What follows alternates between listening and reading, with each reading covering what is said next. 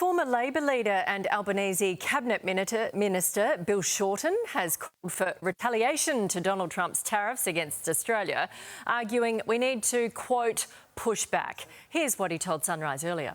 If President Trump thinks he can push other countries around, sooner or later you have to push back. This is not the argument that Australia wants to be in, but I'm confident this government, and I think all reasonable Australians will say at a certain point, you push us, we push you. It's as simple as that. We mean business.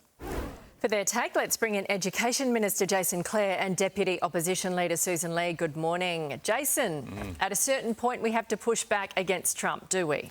Well, what Trump has done is wrong, and I think that every Australian gets that and agrees with that. You don't do this sort of thing to your best mates, and this is like poking one of your mates in the eye. But if we were to retaliate and jack up tariffs here, this would be like poking ourselves in the other eye. It'd increase prices for Aussies.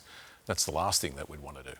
Yeah, so Canada tried it and the EU have tried it and it hasn't worked well for them. So you saying that Bill Shorten's wrong here? Well, what we've got to do here is what we did with China. You know, when they slapped $20 billion worth of tariffs on us or other trade barriers, what did we do? Well, number one, we find other markets, other countries that want our products. We make good things and other countries want them. But number two is you work professionally behind the scenes with that country until they see the errors of their ways and we get those products back into those markets. Sussan, the Coalition and Peter Dutton have been pretty harsh against the Prime Minister, saying he should have done more. Do you really think he could have been the one world leader that could have got an exemption? Nat, we really want the government to succeed here because these tariffs are bad for Australia. They hurt our industry, they hurt our jobs. This is very disappointing. But I just don't think that this Prime Minister and his ministers have done the work. In 2018, when we were faced with a similar situation, the personal relationships we had between our leadership and the Trump administration worked, and we scored an exemption from those tariffs. Now, this hasn't happened, and I'm worried that there's going to be more impositions, perhaps on our farmers.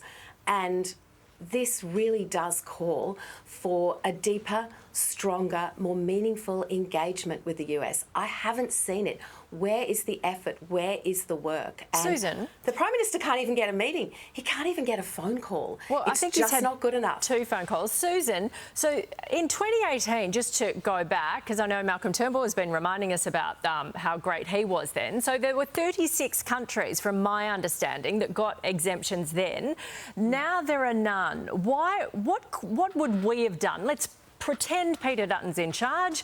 What would he have done this week to get an exemption?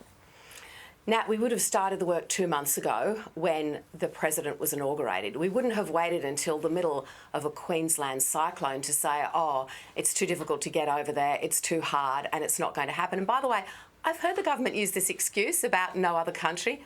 We're not any other country. Australia is Australia. We have a unique relationship with the US. And I want to see our Prime Minister fighting for every single job in this country that depends on a tariff exemption. And look, Jason represents an inner city seat. I get that. I represent rural Australia. We're worried about what this might have, the effect this might have on our beef industry if it could be coming next. So this work has to keep going. I just don't think Australia can afford... We might just get you to quickly respond because we want to get on to power prices. Are you guys sitting around and doing nothing? So, no. Number one, they couldn't get China to answer the phone for 2 years. Number two, everyone from the Prime Minister to the Treasurer to the Ambassador to Australian business people have been working their guts out here. Number three, you're absolutely right. Last time a number of countries got exemptions.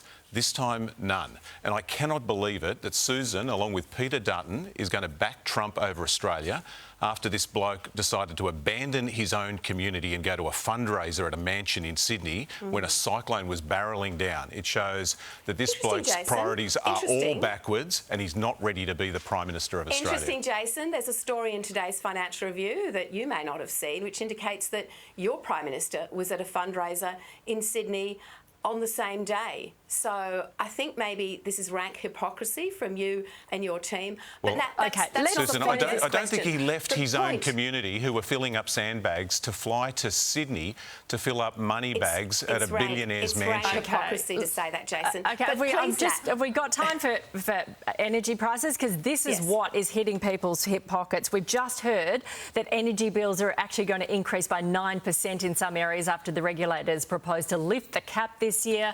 That could see bills hike by $140 a year, despite the promise. This promise from Chris Bowen back in 2021. Take a listen to this. Energy bills, which will be $275 lower in 2025 than today.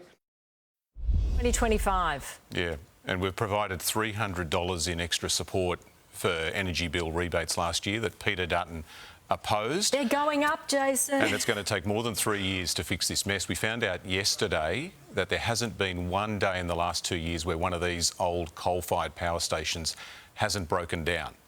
They're breaking down. They need to be replaced. We've got a choice here. You either replace them with renewable energy and gas, which is the cheapest form of new electricity, or you replace them with nuclear power reactors, which are going to take 20 years and are going to jack up bills by $1,200. And that's what Sussan and Peter Dutton want to do, and I think that's the last thing that Australians want to see. Does Bowen regret that promise? Well, that promise was made before we saw Vladimir Putin invade Ukraine, and we saw prices go up as a result of that. I think it. But at the same time, happened just the month before. Bottom line, Nat, is you've got a choice here. You can either reach out and help people, and that's what we're doing with those $300 rebates. Okay. Or you can turn your back on people, and Dutton voting against that $300 says everything about him. Final word, Sussan. Will the opposition back the rebates? We haven't gone back to Canberra. Let's see what the government proposes. I'd like to see the supply of energy actually get cheaper. But Australians watching Jason this morning, Nat, would think, what is this long list of excuses? My power bill is going up $1,300. I was told by this Labor government it would come down $275. Can I just at least have the Prime Minister express his acknowledgement that this promise has been broken, that he hasn't delivered, and that Australians are paying more for energy, which means they're paying more for everything along that supply chain, including groceries, including heating and cooling, including everything that is underpinned by the cost of energy. And to listen to these excuses is really disappointing, Jason. I think Australians will be disappointed to know that it's going to cost $600 billion to build these nuclear reactors, and you'll have to rip money out of Medicare, rip money out of schools and tax Australians more to do it. I think you're right. I've got to let it go because we haven't got time to go into it, but we do need an energy plan, and we need to hear from both sides, and we will during the election campaign once it's called. Thank you very much. We'll see you next week. Here's Chevo.